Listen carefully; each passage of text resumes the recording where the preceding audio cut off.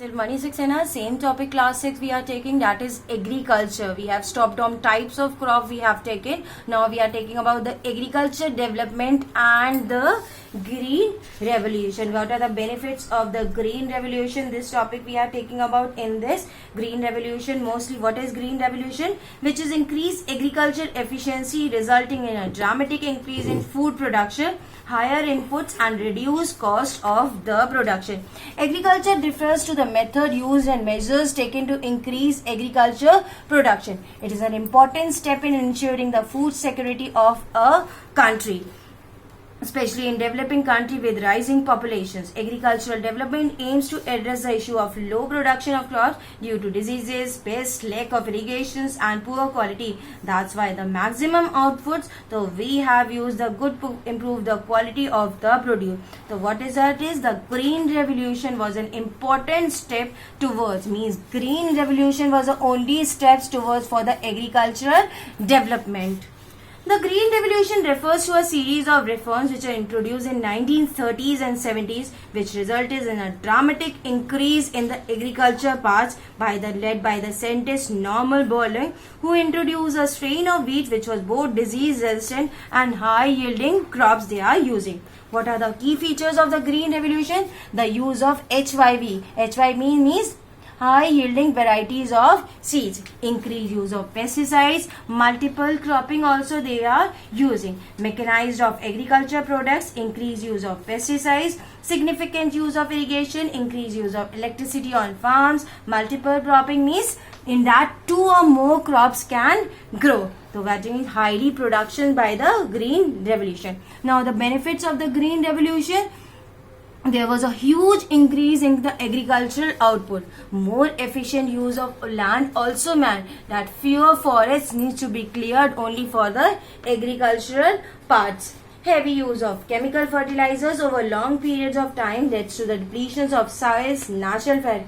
The new farming multiple cropping production costs also down. This in turn lower the price of food crops.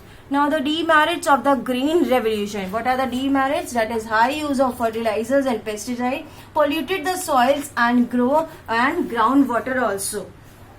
Heavy use of chemical over long periods of time led to the depletion of soils, natural fertility. Many of the new farming methods were expensive, means whatever it's very expensive, which is not beneficial for the farmers. Benefit only for the rich farmers, and which are those who are poor farmers, they cannot take these types of good varieties of seeds. The use of machines also in farm replaced human labor, causing an increase in unemployment. The new farming methods also use more water and electricity.